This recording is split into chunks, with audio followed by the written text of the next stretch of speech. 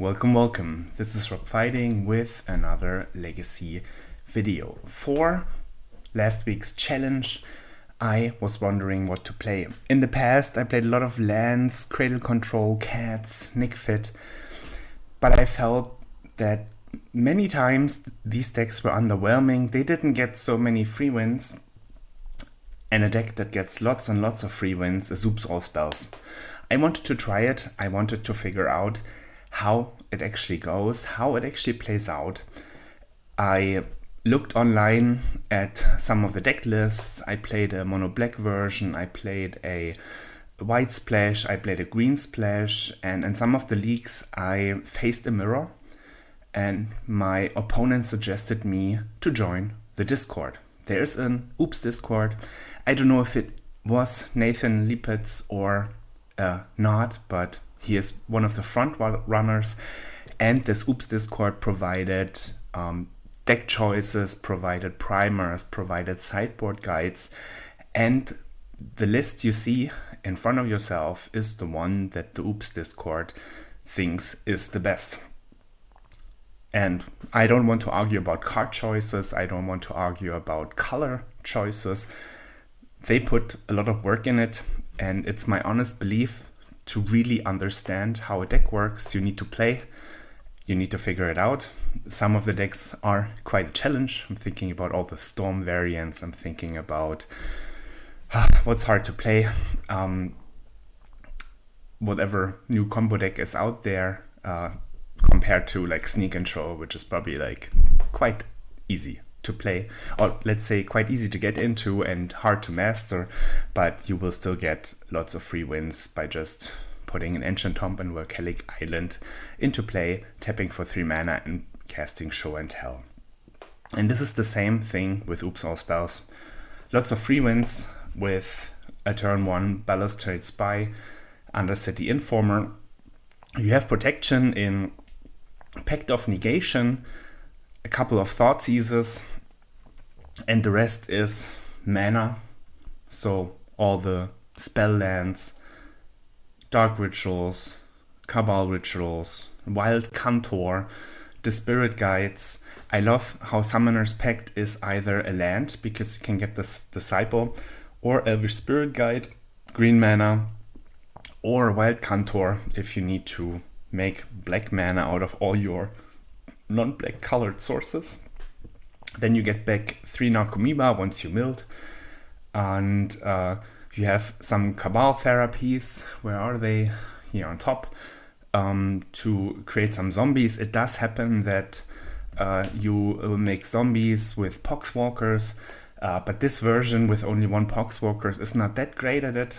Like usually when you play 2 Narcomoeba, 2 Poxwalkers, it's a better way to make zombies, because you can Cabal Therapy, returning the Poxwalkers, sacrificing the Poxwalkers to Cabal Therapy once again, and in the process you will make 2 zombies or 3 zombies, I think, but you have more power on board. Like the 3 Narcomoeba is better against Surgical Extraction, because when they surgical extract one of the Narcomoebas and you want to play around it, there is the card that's probably the hardest card to play in the deck, Memory's Journey. If you have a green mana, you can flashback it from your graveyard, and as you can see, this deck has access to lots of green mana, and then you can shuffle in the Narcomoeba that was targeted. You still have 2 Narcomoebas in the deck, and the 2 Narcomoebas and the 1 Poxwalker is exactly enough to win via Dread Return after you cast some Cabal therapies. So I like this part about the list, that you're somewhat already playing against the sideboard cards. The Lively Dirge is a fun one-off. It happened to me once in like, I think 7 leagues and a challenge that I ever cast the card. It's basically just another spy that in total you have 9, so the chances of having 1 in your opening hand is quite high. Leyline of Sanctity in the sideboard is good against everything that targets you. Many cards targets you, Endurance target you, Bojuka Bog targets a player. So fantastic against many permanent based hate Bojuka Bog from Crop Rotation or White of the Reliquary. Then you have some more reanimates against decks that like to discard your hand, so you just increase the number of threats. Thoughtseize to protect your hand, and also against the combo matchups you bring it in. And Force of Vigor, of course, Leyline of the Void, Grafdigger's Cage, Rest in Peace. Many permanent-based hate is either artifact or enchantment. Force of Vigor just gets rid of it, and getting rid of 2 is even better because sometimes your opponent opens with 2 Leyline of the Voids. And then you have some, let's say, fun-offs. What I really like about the screen version is that Summoner's Pact allows us to actually play 5 Foundation Breaker after sideboard. Again, a way to destroy artifacts and enchantments. The Stormbrood, again, fantastic card. I wondered why it was played, and then I realized, oh, it's a green card, and I can actually get this, I don't even know what the, like it's called, pretty petty revenge, but I think there's a card that does exactly the same. We can actually Summoner's Pact for it and destroy the creature. I'm thinking about Doughty Voidwalker. It doesn't really work with Containment Priest because there's Flash, but maybe there's a situation where opponent wants to kill us and gets the Containment Priest on the board, and then the Sorcery Speed removal can get him. And just another mana source. I'm not super happy with this card, but again, I will not question all the work that the Discord Cabal put into the deck list, and the sideboard guide works really well, and I will walk you through it during the challenge. And that's the fun, or that's, let's say, not the fun. I think it has a lot of free wins, but also has a lot of mulligans, and the deck needs to be respected. Like you will see in the challenge, one interaction usually isn't enough. You need multiple ways to interact in order to actually beat it. So let's see how I did. Round 1, game number 1. Let's hope I open good starting hands.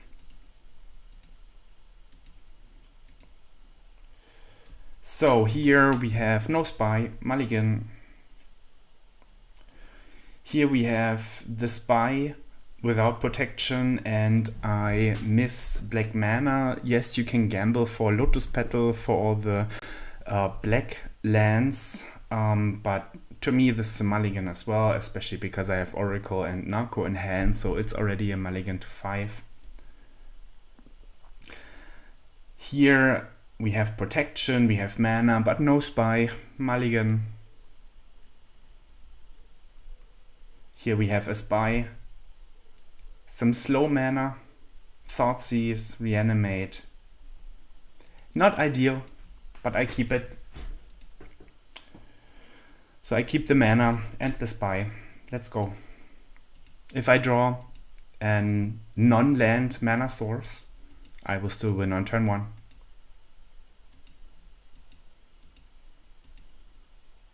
Here we go.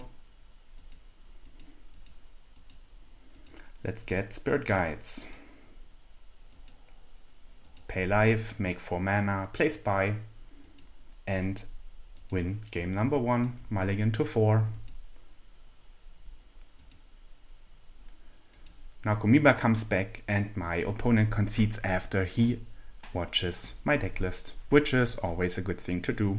How many Narcomibas, how many Poxwalkers? Is there a Jack-o'-lantern in the deck to make green mana? So in my upkeep I could use the black mana, convert it to green with Jack-o'-lantern, cast Memory's Journey, and not die in my draw step due to having no cards in my deck. But I don't have it. Game 1 for me. Game number 2. Again, I hope for a combo win. My opponent only showed me Undercity Sewers, so it could mean blue-black, it could mean yeah, basically anything. So I decided to take out the Cabal Rituals and the Thoughtseizes and bring in the Leyline of Sanctity, because I knew that this guy is known for playing Tess Storm, Force of Vigor in, Leyline of Sanctity in, Foundation Breaker in. Let's see how it goes.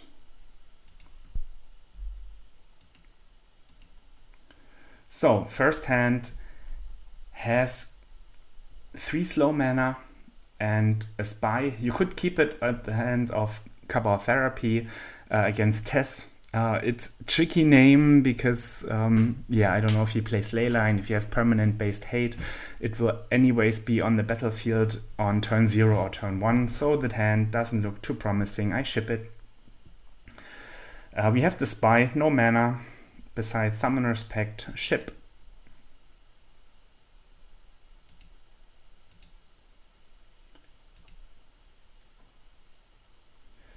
Here I have 1, 2, 3 mana, but no protection, no force, no leyline. Ship again. Mulligan to 4 has mana, but no spy. Ship it. Mulligan to 3 has the spy, has a leyline, and probably the land will be kept. Let's see how it goes. Start with the leyline. He wants to kill me with Tendrils of Agony. It's gonna be tough when I have the leyline out. My opponent discards or puts a Thoughtseize under Chromok, so he had the discard on turn 1. Leyline, certainly a good card. Just a bit unfortunate that I mulligan so much. Talisman and Lotus Petal. I don't think if it was enough to kill me. Memory's Journey is of course miserable draw. Lion's Eye Diamond, fantastic draw for my opponent. Nothing for me. Just then mana for my opponent. Here is mana. Surveil. More Lion's Eye Diamonds, always great draws, because it lets him activate the Wishclaw Talisman and cast, I think, Peer into the Abyss is what he can get now, so drawing double LED from the top. Quite nice, because I don't think the Ad Nauseam would be that effective if he also has to get around Leyline of Sanctity. Ritual, Tutor, more Lion's Eye Diamonds, more Lion's Eye Diamonds, mana, mana, mana. I just want to see if he has an answer for the Leyline. He plays Boomerang Basics, I think. Besiege, Gaia's Will, okay. Is there a Boomerang Basics in the graveyard? Not yet.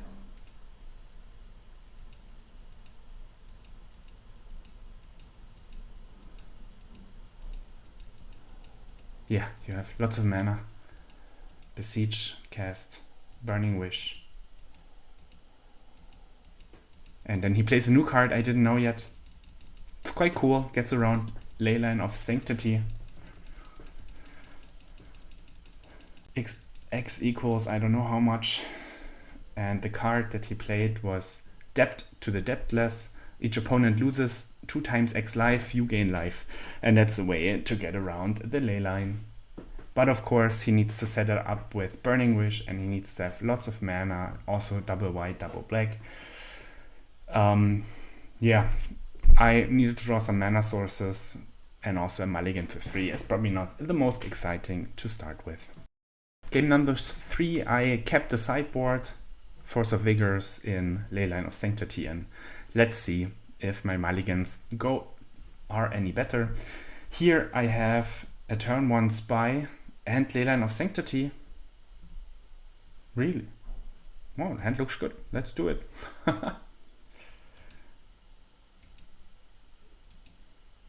But my opponent has a Leyline of the Void. My hand doesn't look so good all of a sudden. Maybe I should have played the 3-1. My hope is to draw a Foundation Breaker or Summoner's Pact into Foundation Breaker. I would need 2 cards for Force of Vigor. It's always hard to know what your opponent's sideboards will be exactly. Reanimate, of course, a dead card. And my opponent gets to activate Urza's Saga very soon and just beat me down. Our hand went from possibly very good to being very shitty because of Leyline of the Void. And that's what I meant with respect. Like, you have to put Leyline of the Void in your Storm sideboard to have a chance against Oops All Spells. That's how good the deck is. And that, of course, reduces your chances in many of the other matchups, because probably the Leyline is plays off some of the Burning Wish targets, some of the removal spells. Here he just gets to make 2 tokens, get more Lion's Eye Diamonds, and I just draw mana. The mana I desperately needed in the other games. Therapy, not really a great draw. So my opponent had Saga and Leyline. If I happen to keep a hand with Force of Vigor, I would be in very good shape. But I happen to keep a turn 1 win with Leyline of Sanctity. And I think from the Storm deck, there's really only the Leyline that will get him there.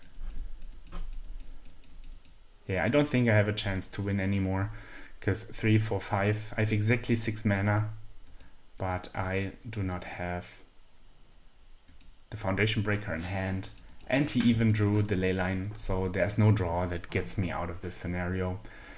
Force of Vigor would have been nice, but also I didn't have the mana to cast it. The mulligan, I think, was still correct against Storm. Like, what turn 0 interaction does he have? Because he was on the draw. He happened to play Leyline. It's good online, but I doubt people will do it in paper. Round number 2.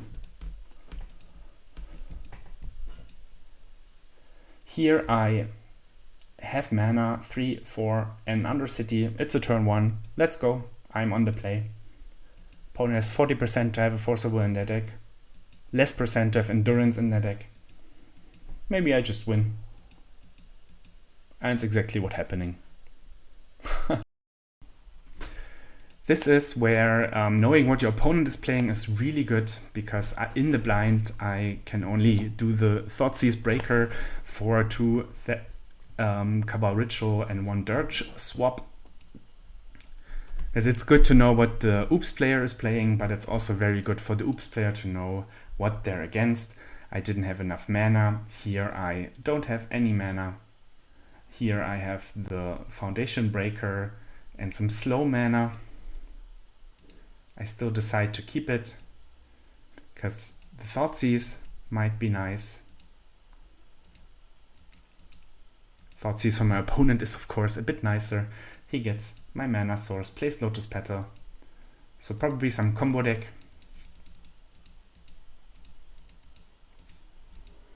Brainstorm. Underground Sea. Likely Doomsday. I just draw another Spy.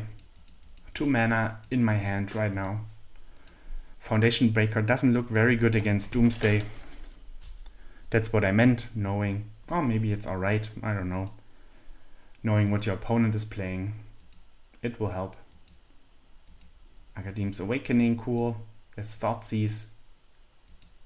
My opponent dazes it. I could have played the Petal first, but I think I want to keep the mana to cast the Spy. Right now I have 3. Maybe it's enough, let's see. No Doomsday from my opponent, probably has lots of interaction, Wild Contour. I must say that I'm not very impressed with the card. It rarely fixes my mana. It usually is just a card that doesn't net mana. And you can see here how it just doesn't do anything. But again, I won't argue with the Doomsday, I'm just saying, the Oops All Spells Discord about the card. They figured it's good, so it must be good. Flow State is of course bad for me. 5 cards in my opponent's hand. I miss 1 mana source. There it is. I play the Wild Contour. Not a fan of this. Maybe I should have just went for the Spy and hope, because my chances are dire anyways. Now my opponent has 5 lands. My plan was to also start attacking, but the 1/1 is not the best of clocks. Would have been nice to get the Poxwalkers into play, because it makes his Doomsday worse. But this is exactly what I can do now. He dazes it. But I only have 2 therapies to bring it back, so maybe I should have just went for the Spy. Opponent even drew the Oracle. So he also has a miserable hand. Here I could have made the Spy once again, but I was waiting for a discard spell.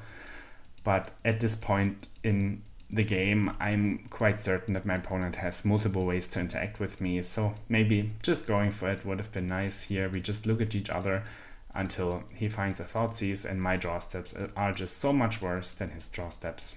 So I go for it.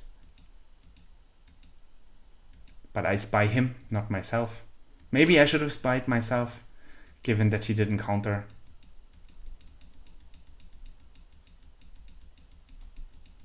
But I felt having a flyer that attacks. But I just lost to Doomsday the next turn. So 2 more cards in my opponent's hand. And one was Force of Will for sure, so it didn't matter. I don't know why he didn't counter it. Yeah, I have no clue. Let's go to game number 3. Game number 3, the sideboarding changes only very slightly. So instead of the... Oh, why didn't I sideboard correctly? So, my bad. I should have boarded out one more Disciple and kept on Cabal Ritual in. I don't think it matters so much. Here we have 3 mana on turn 1 and a Reanimate. Unfortunately, it's not good enough. Here I have 0 mana on turn 1. Disciple being green makes me want to play mono black, because if that would be any black land, well, I only have 3 mana anyway, so ship. Pact of Negation is cool, but only 1 mana, ship.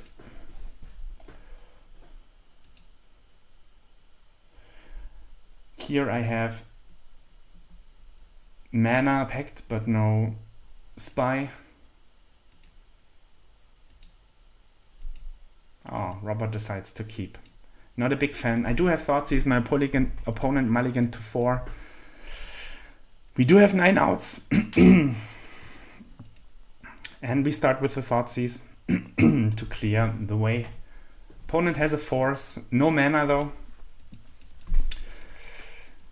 So yeah, the turn 1 would not have worked out. Opponent doesn't draw a land. I draw Dark Ritual. I play the Boggart Trawler just to have something on the board. He still wants to win with Doomsday. So let's be quick and attack for 3. Doomsday, as you know, reduces my opponent's life by half.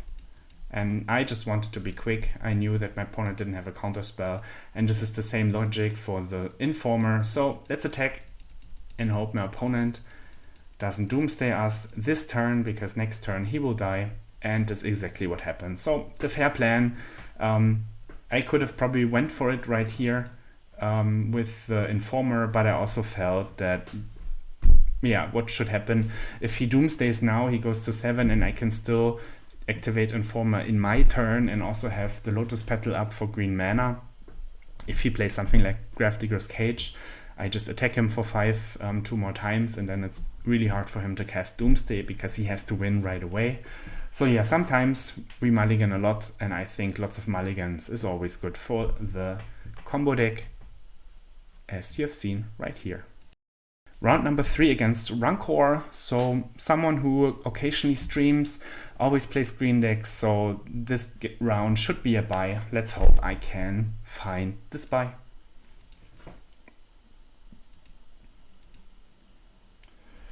No spy, no spy.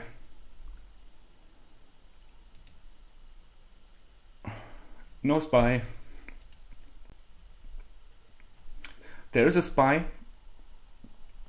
This can find Wild Cantor. It can also find the Disciple, so the land.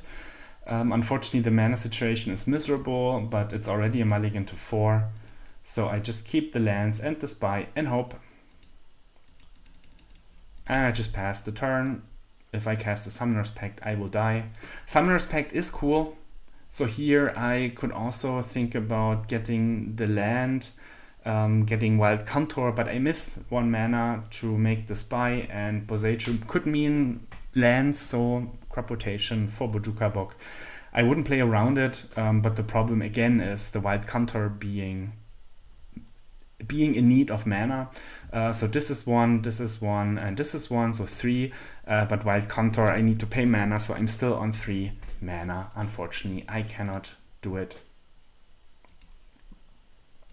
What does my opponent have? Talon Gates. So yeah, very likely lands or another green deck. Collector Oof. Oof.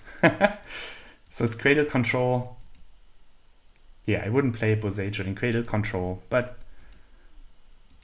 if you noticed the results, you know that this guy won this challenge. It's hard to argue with this, but you will also see that he got incredibly lucky in this round. He lost against Oops a round beforehand. Me drawing Thassa's Oracle and also a mulligan to 4. So in Thoughtseize, I don't know how often I find the spy and can make mana and win on turn 1. I think my chances to win on turn 1 against his hand is probably like 90%. If the Doomsday Discord made the numbers, please correct me, but there's 0 interaction with my opponent. It just matters if I can do it. Here I lose my spy. That's unfortunate, of course. My opponent doesn't have a great clock. Bechamol helps a little bit.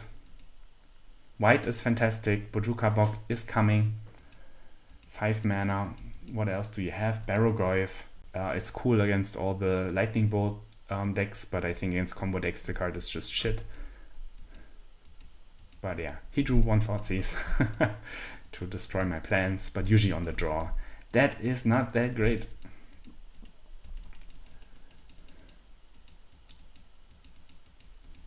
I don't know why Magic Online doesn't let me skip the turns here. I would like to skip and see if I can actually draw a spy. Because this could get Wild Cantor, cast Wild Cantor, mana, mana, mana. Any spy wins the game despite everything that happened. But it's glitching. And I only have 7 more spies. But I only find a mana source. And I lose the game because of the white. Like, it's hard to play around the Bojuka Bok. Unfortunate. Cradle Control, game 1 on the play. Whew, they don't even play so many endurances anymore. Feels a bit sad, but as I said, the guy won the challenge in the end. Against Cradle Control, 4 Sanctities, 1 Breaker. Out are the Thoughtseizes, Cabal, Ritual, and Disciple. Let's hope I don't mulligan so much right now. No spy, no spy. Here is a spy, but 3 mana. It's probably good enough on 5. I can decide between Leyline and Pact. Keep 3 mana and a spy.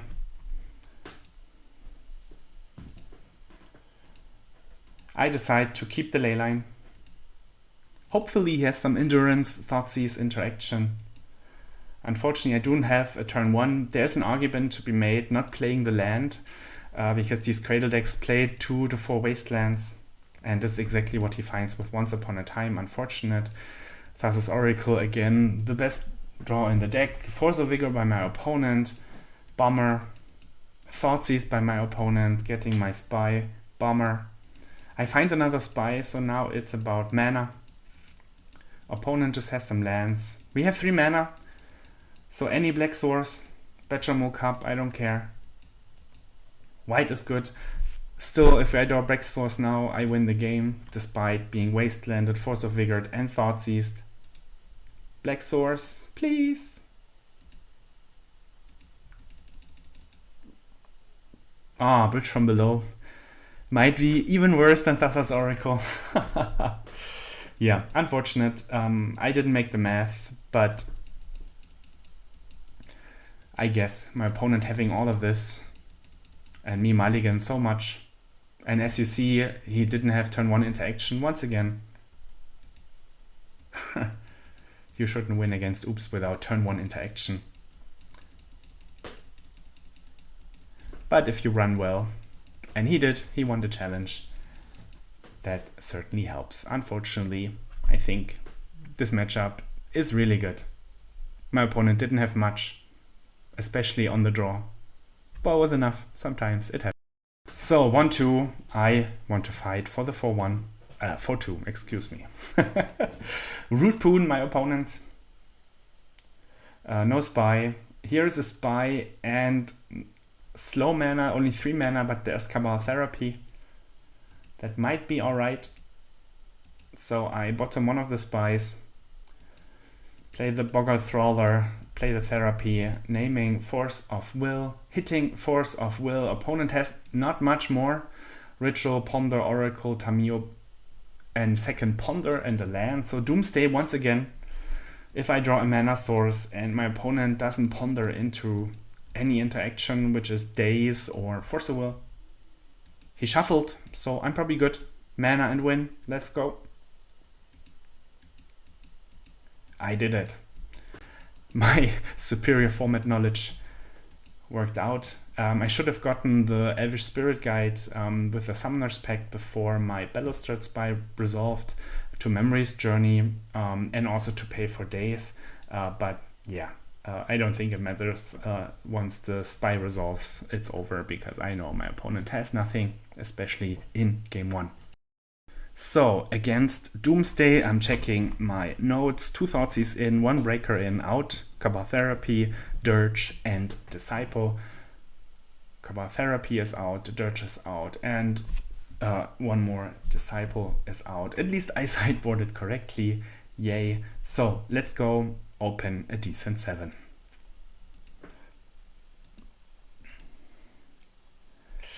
This has no mana source besides Ritual and Pact.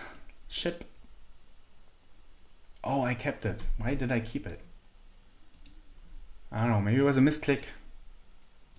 But this is a clear ship to me. I don't even have good interaction.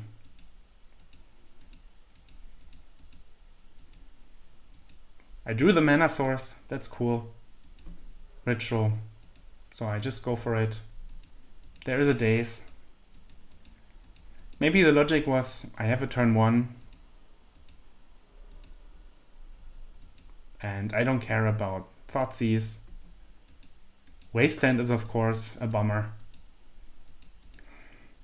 But thinking about it now, I do not like my keep. And now that I know he plays Wasteland, I also need to protect my spell lands a bit more. Happened again. Drawing the Pacts now is a bit of a bummer, but my opponent does nothing. First mana source, yay.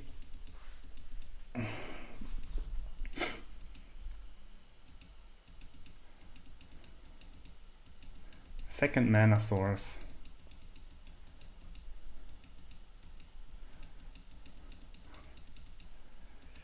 Just an Informer. Third mana source. If I draw a black mana source, I have double Pact of Negation for my Informer. So despite all of this, despite not playing a land for, I don't know, 7-8 turns, I might be in okay shape. Opponent has 7 cards, that's of course bad. I do have double Pact.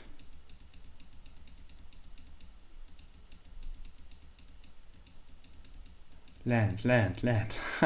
What a strange game. My opponent is discarding, I'm discarding. He even discarded Doomsday last turn. So he probably has multiple Doomsdays in hand, which is good for me because it means he doesn't have another card. Summoner's Pact only getting green, not enough. I desperately need that black mana. Here my opponent can cast Doomsday and I'm quite certain that he also can get into the pile with Brainstorm. I just didn't find one of the black mana sources. Unfortunate. Let's go to game number 3. In game number 2 you saw that many of the games after sideboard are very polarized, so lots of mulligans. It feels more like vintage. I'm thinking about my bazaars at home because the vintage sideboard games with Dredge are equally painful. But I actually enjoy this kind of magic, like both sides mulligan a lot. One needs the interaction, the other one needs the hate piece. And it's very enjoyable magic. Maybe not for many of you. So here, 3 mana, Spy, double Pact. Could be cool. On the draw, I think it's a bit better. So I will ship it. No Spy.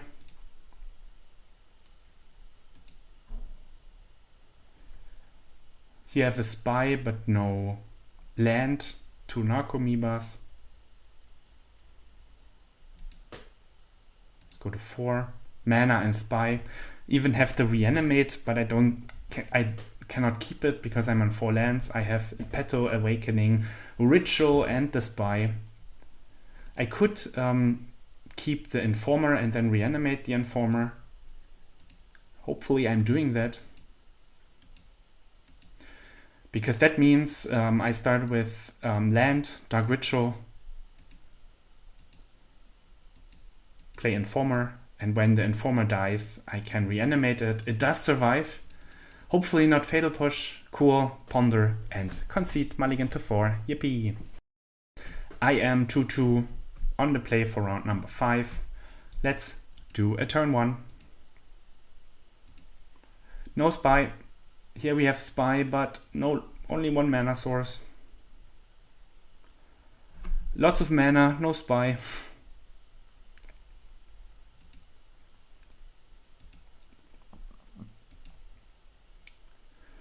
Here's a Spy with some slow mana. There is Cabal Therapy. I know my opponent is also on Oops. So maybe I'm lucky, maybe I can get him and draw Dark Ritual for the win. So I Therapy Dark Ritual. My opponent doesn't have it. He kept the hand of mana, so it's on 3 mana, Cabal Therapy, and 2 of the Spies. So he's proof against Cabal Therapy. Like, it would be really hard to decipher what to pick here. Dark Ritual certainly is the best card. Maybe though, he doesn't draw a mana source and I draw the Ritual, and he also doesn't name my Spy, he names the Informer. There is a chance. It is small. He draws the Bock, or plays the Bock that I knew he had in hand. Summoner's Pact I knew he had in hand.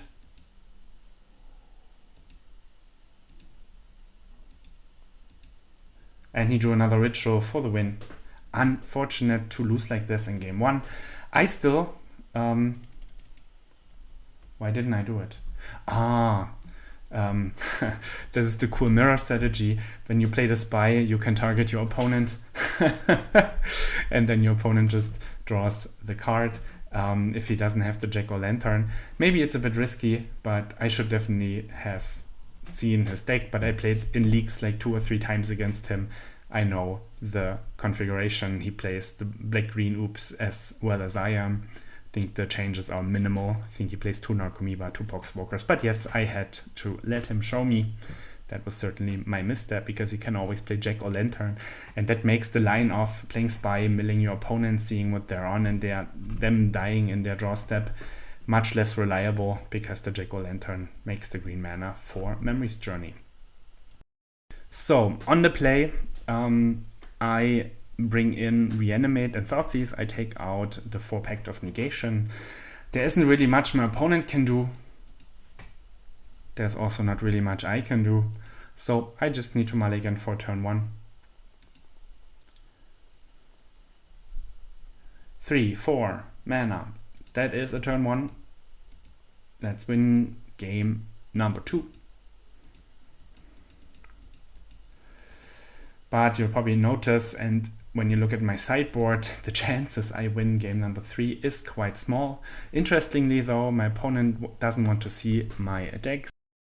We go to game number 3. On the draw, the Sanctities come in. Would have been cooler if those were Leyline of the Voids, for sure. But the Sanctities help in so many other matchups, and I think having a coin flip in the mirror doesn't matter, because the win rate is 50% anyways. No Spy. I can only hope that my opponent doesn't spy me on turn 1. I have a Spy, I have slow mana, I have Sanctity. Let's try and see if the Sanctity gets there, if my opponent kept like a Thoughtseize hand. But he doesn't. He's good. He can mulligan. He spies me and he wins the game. In the end, finishing at 9th place with 4 and 2. So definitely made correct decisions. And here I even let him show the deck. Let him show me the deck. And it's, as I said, 2 Narcomoebas, 2 Poxwalkers. And it's exactly the same as the one I am playing, with a Lively Dirge, more Thoughtseize, more Reanimate on the play. So if he had a slower start with Thoughtseize and I draw like a Lotus Petal or Spirit Guide, Summoner's Pact, I can punish him because I had the mana for it. So the Sanctity is kind of a tricky situation, given that everyone on Oops, especially in the black-green mirror, knows about the Sanctity. The Thoughtseize hands that are slow on turn 1 with a kill on turn 2 become much less great. So yeah, like I think some kind of Oops metagaming would be just put the Leyline of the Void in the deck to surprise them. So 2-3, 4-2 is not possible anymore, but I can still get the 3-3. Let's hope for some good hands. This is a turn 1 with Pact. Yay! Let's try it. I mean, let's not just try it, let's win it. Dark Grid. Dark Grid. Informer. My opponent has the Force, so he had the 40% chance.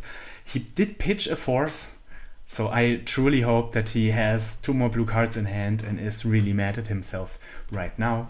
It is very unlikely though, so he had to keep like 4 blue cards and 3 unknowns, had to have some lands. But yeah, this is the power of the deck, and I still had 2 free cards, so you could argue, yeah, so lucky. I had like 5 of correct ones, but these 2 cards could have still been Pact of Negations, could have still been Reanimates. So the deck is just very resilient if you don't mulligan to infinity. Against an unknown opponent, I bring in the Thoughtseizes and the Breakers, take out the Rituals and the Dirge. Yes, there was Force of Will, but I don't know if it's Doomsday Force of Will, if it's Blue-Black Force of Will, if it's Blue-Red Force of Will, if it's Sneak and Show Force of Will. So I go with the light sideboarding and hope I get to see more. Maybe not, I don't care. Opponent should just pass and let me win. I don't need to see more. So I have mana, I have 2 Spies, Reanimate and a Thoughtseize. This should be a cool hand. Let's see how much hate my opponent has. No Thoughtseize from the Underground Sea, that is cool. So it's Doomsday or Blue-Black. Let's Thoughtseize myself. And I see quite a bit of hate. Daze, Consign, and Flute. The Daze is possible to play around. Consign and Flute make my life much worse. I did bring in the Breaker for the Flute, but I feel I could battle over Consign and Daze. So let's just see how it goes. Of course, I have to do the forward and not click on the magic buttons from a Magic Online on the left side. So we do have 4 mana. I start with the Spy, because it's just more mana efficient. I don't have to play the Summoner's Pact and I can reanimate it next turn the moment he dazes it. Exactly what happens. If I pay for the daze with the Summoner's Pact, I would die in my upkeep. Grafdigger's Cage, miserable draw for myself. Think I would have him next turn if he didn't draw any of the interaction. I don't think he plays so many. Like he drew Consign, Flute, and Cage in addition to the counter spells. So yeah, now I need to draw the Foundation Breaker. So I Thoughtseize, take the Consign, and see even a Wasteland. So yeah, my chances look dire and dire. That's what I said. Multiple pieces of interaction, multiple ways to interact. So there are some on the battlefield in Wasteland and Cage. There are some in hand in counter spells and Consign. And this makes the plan for the Oops deck much worse. We drew the Foundation Breaker, so now it's just about finding mana. My opponent's clock is not too fast, but I also lightning bolt myself with every land. 1 card in hand, bridge from below, a miserable draw. Next turn my opponent can get back the Consign to counter the Oracle trigger or the Daze. Still has the Cage. I concede. So the slow grindy fighting for it didn't work out. Let's open a busted hand in game number 3. Last game of this challenge. Mana and Pact and Reanimate, so 3, 4, 5. I play my mana out. I can pact his spell, and I even can reanimate my spy back. So this is what I call perfect 7. He has to have Force of Will for the spy, Force of Will for the Pact of Negation, and Surgical when I reanimate. Quite tough to do so. He has a Force of Negation for Dark Ritual. I do have Pact of Negation. I wonder why this deck is somewhere else. Dark Ritual resolved. I leave 1 black mana in my mana pool, because if this is Force of Will again, or not again, but if it is Force of Will, I can reanimate then. Didn't happen. So the question is, does my opponent have Surgical or not?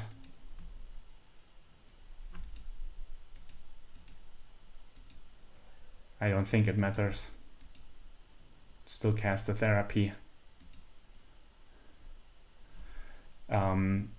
He conceded. I don't think I have a chance at winning, because he could just Surgical the Thassa's Oracle. Of course, if he Surgicals the Narcomoeba, I do have that reanimate to just reanimate Thassa's Oracle. So my advice, sorry to the Oops Discord, my advice: don't fight about Thassa's, don't fight about the Narcomoebas, fight about Thassa's Oracle, because if you Surgical the Narcomoebas and you think this is it, given that I had a spy, it's not correct, because the spy, I can sacrifice the Therapy, make a zombie, bring back Poxwalkers, and with the second Therapy I can sacrifice the Poxwalkers, make a second zombie, Poxwalkers comes back, still enough for Dread returning the Oracle. So fighting over the Narcomoeba makes no sense in any way, especially given that I had Reanimate, and if you count the cards in my deck, you see that I think there is no more Reanimate. Oh no, there's one. Shouldn't there be 2? Yeah, I am incapable right now. I think there should be 2. Right? Right. Counting the cards in the deck and also knowing how they sideboard, it will help you to figure out what they have in your hand, what they have in their hand. Because I have only 1 card in my hand, all the Spirit Guides, all the mana is there. You can take some time to figure out what card they have in their hand, and given that he knows that I have Reanimate, it should definitely be the Thassa's Oracle. With the Reanimate though, if he Surgicals the Oracle, I have a cool play, because I can reanimate Wild Cantor, and Wild Cantor in my upkeep can cast the Memory's Journey, put 3 cards on top. Maybe I could even do it. I could even do it now, before I pass the turn, and then I just win with attacking with my zombie Poxwalker army. So that is cool. Like, there are some few tricks that you should know about when you play against the deck. It is very resilient. You need multiple layers of interaction, as you saw in game 2. He had Consign, he had Daze, he had Disruptor Flute, and he drew the Cage. So only with interaction piece number 4 he was able to get there. So yeah, multiple pieces of interaction is necessary. But I managed to beat the Force of Negation. Cool. So overall, a 3-3. It was a strange challenge, because I lost the good matchups in the Epic Storm and Cradle Control, but I won all the tough matchups in Doomsday twice and Blue-Black. And I even lost the Oops All Spells, which is only about the die roll. So the moment you win the die roll, you mulligan to a turn 1, and then you win. It's a concession to the deck list, and also to Oops being not that much played anymore, because as you see, there's not really good hate on the draw. And with that, I mean there's 0 good hate on the draw. It makes no sense to cast Pact of Negation, because then you will just die in your upkeep. The deck wants to beat all the other non-Oops decks, and maybe you get lucky and your Oops opponent doesn't kill you on turn 1. But usually losing the die roll means that in the mirror you will lose, let's say, the amount of times you mulligan for a turn 1. So you can calculate how reliable it kills on turn 1. I bet there's a good way to do it. I will think about the numbers and put it in. It should be quite high because you don't need protection, and it's just a concession because this is the only deck. Against Reanimator you still have Leyline, you still have Thoughtseize Reanimate that help, and sometimes they just don't have the fast start, but against Oops they always want the fast start on turn 1. But as you saw, it doesn't always happen, so you just mulligan to your turn 1 and hope. But you also saw how I beat 3 of the tougher matchups, so there is some play to the deck. It has some good draws, and if you mulligan well and also open nice hands, and the moment you make a turn 1 with protection, sometimes you even have 2 or 3 ways to protect your combo, because in the end you need a black land, you need a dark ritual, you need like a lotus petal or a spirit guide, and your spy or Undercity Informer. So the deck can easily win on turn 1 on the play with 4 cards. I think, is there a way to win with 3 cards? I don't think, because Dark Ritual is the... Well, you can, well, not win on the play with 3 cards, but you can win on the draw with 3 cards. It happened to me again. It reminds me of Vintage Dredge, where hands like Bazaar and Golgari Grave Troll are actually good hands and actually possible to beat people when they don't respect the deck, and this is exactly what's happening with the Oops All Spells. I think the deck is strong. I think you need to play and see the deck to really know how it functions. Having multiple pieces of interaction is a must, at least in my opinion, and also multiple different ways to interact. Like you want some cards that you have in your hand, like Endurance, Surgical Extraction, Ravenous Trap. You want some permanents, Leyline of the Void, or Ghost Vacuum, this Lantern that exiles a card and then the entire graveyard, Grafdigger's Cage. And the more layers of hate you have, Containment Priest also a fantastic card, Doughty, the more layers of interaction you have, the easier this matchup will get. Of course, you can still die randomly to this turn 1 because you need the turn 0 interaction. That's why I like Leyline, and I don't like Rest in Peace, for example, so much, because Leyline you can mulligan to, and it will slow down your Oops opponent if they don't just open the correct hand right away. So the deck is strong. I feel it's even stronger in paper because online people respect it, and as you saw, normally there's multiple layers of interaction, and it's actually tough to win games on Magic Online with Oops. On the other hand, in paper, I think people still look at the decks like, why do you play it? I even get asked this online, why do you play the deck? It's strong. The deck is really strong. It's the most consistent combo deck, and it's not even close, and it also has many layers of protection that all the other combo decks just cannot provide. So the deck is good. You should try it out, see how it feels, and also see how to beat it. Because some lines, like Surgicaling a Narcomoeba when opponent has green mana, or when they have some cards in hand that could be a Spirit Guide, if you count the cards in the graveyard and there are only 3 Spirit Guides, you should not Surgical the one Narcomoeba, because you will lose the game 100,000%. Even someone who is not as experienced with Oops as I am knows this. So I hope you enjoyed this very short video. Still a challenge, so played 6 rounds. Also nice for paper events because you have lots and lots of breaks. If you have a suggestion what to play next, if you dislike my deck choice, if you hate Oops, no matter what, give me a comment. I'm curious to read. And also for the Oops Cabal, if you saw some misplays that I bet there were plenty of, tell me, and I'm eager to learn, I'm eager to get better.